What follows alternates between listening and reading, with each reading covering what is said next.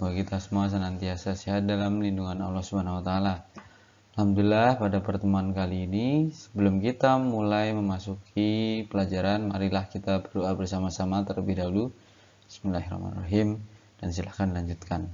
Oke, memasuki pertemuan berikutnya. Pertemuan sekarang kita akan membahas mengenai organ pencernaan tambahan. Ketika kemarin kita sudah belajar mengenai organ pencernaan utama, nah pada kali ini kita akan belajar mengenai organ pencernaan tambahan. Nah, tahukah kalian bahwa ternyata selain organ pencernaan yang utama, ada juga organ pencernaan tambahan loh. Apa aja organ pencernaan tambahan tersebut dan apa fungsinya? Ayo kita pelajari pada pagi hari ini. Nah, organ pencernaan tambahan ini secara garis besar terbagi menjadi 3. Ya, yang pertama adalah hati, ya, hati. Yang kedua adalah kantong empedu.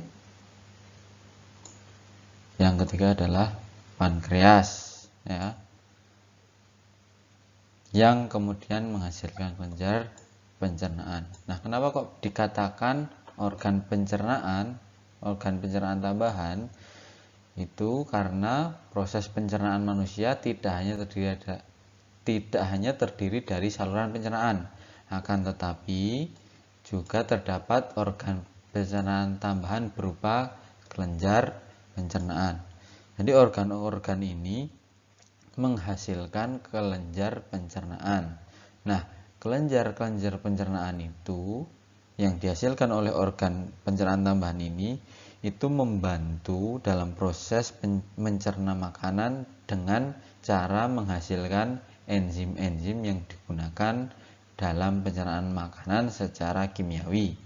Ya, jadi kalau kemarin kita sudah belajar mengenai pencernaan secara mekanis dan kimiawi, nah organ pencernaan tambahan ini itu berperan dalam proses pencernaan kimiawi sehingga dia menghasilkan enzim. Nah, enzim itu sebagai katalisator atau sebagai media untuk mempercepat proses reaksi metabolisme dalam tubuh. Nah, ada 3 ya, ada hati, ada kantung empedu, dan ada pankreas. Lanjut. Nah, yang pertama adalah hati, ya. Ini siapa yang nggak punya hati? Oh, semua pasti punya. Ya, hati itu merupakan kelenjar terbesar dalam tubuh, ya. Dia yang kemudian menjadi organ. Berada pada bagian rongga perut sebelah kanan bawah, ya. Sebelah kanan bawah. Diafragma ini, dan berperan dalam proses detoksifikasi. Apa itu detoksifikasi? Yaitu proses pengeluaran racun dalam tubuh. Ya, jadi hati itu punya peran sebagai dia mengeluarkan zat racun yang ada dalam tubuh. Nah, hati merupakan organ penyimpanan, yaitu menyimpan zat besi dan vitamin A, D, E, dan K, B12 dari darah. Hati juga berperan dalam menjaga keseimbangan kadar glukosa pada darah. Nah, hati ini itu mengandung kadar kolesterol dalam darah. Dia mengatur kadar kolesterol dalam darah. Nah, kolesterol akan diubah menjadi asam kolik asid, ya, yang berfungsi untuk mengemulsikan lemak. Nah, sel-sel hati ini itu mengeluarkan getah yang mengandung kolesterol, asam kolik, garam empedu, lecitin, bilirubin, dan elektrolit. Nah, yang disebut getah empedu, ya. Kemudian dia disekresikan ke getah empedu ini.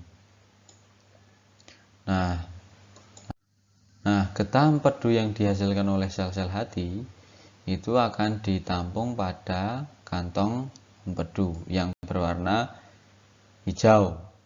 Ya, kalau kalian mungkin lagi nyembelih ayam, biasanya kalian akan membuangnya. Nah, karena ini karena dia pahit ya, nggak enak dimakan. Nah, kantong empedu ini merupakan organ yang berada di bawah hati ya. Kantung ini akan menyimpan getah empedu yang dihasilkan oleh hati. Nah, getah empedunya itu berwarna kuning hijauan karena mengandung pigmen bilirubin ya. Merupakan pigmen yang terbentuk dari pemecahan hemoglobin atau sel darah merah.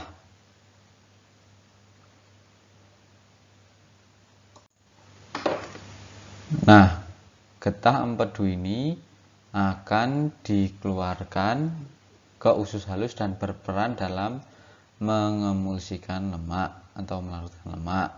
Dengan demikian, lemak akan terpecah menjadi butiran-butiran kecil, ya, sehingga lebih mudah dicerna oleh enzim pencernaan dan melanjutkan proses pemecahan sehingga dapat diserap oleh tubuh secara maksimal. Jadi, getah empedu di dalam kantong empedu ini berfungsi untuk memecahkan lemak agar mudah diserap oleh tubuh. Nah, selanjutnya adalah pankreas. Ini bentuknya kayak ikan ya, kayak apa ini ya. Nah, pankreas ini akan menghasilkan cairan pankreas. Ya. Pankreas yang akan masuk ke dalam duodenum melalui saluran pankreas. Ya, ini salurannya. Saluran pankreas ini masuk ke dalam duodenum atau usus 12 jari. Nah, si pankreas ini menghasilkan getah pankreas mengandung sodium bikarbonat atau NaHCO3 dan enzim-enzim pencernaan yang berperan dalam pemecahan karbohidrat, protein, dan lemak. Nah, pankreas ini juga merupakan kelenjar endokrin yang menghasilkan hormon insulin atau mensekresikan hormon insulin. Nah, apa itu hormon insulin? Yaitu hormon yang berperan dalam mengatur gula dalam darah, yang memecah glukosa menjadi glikogen, yang mengatur kadar gula dalam darah.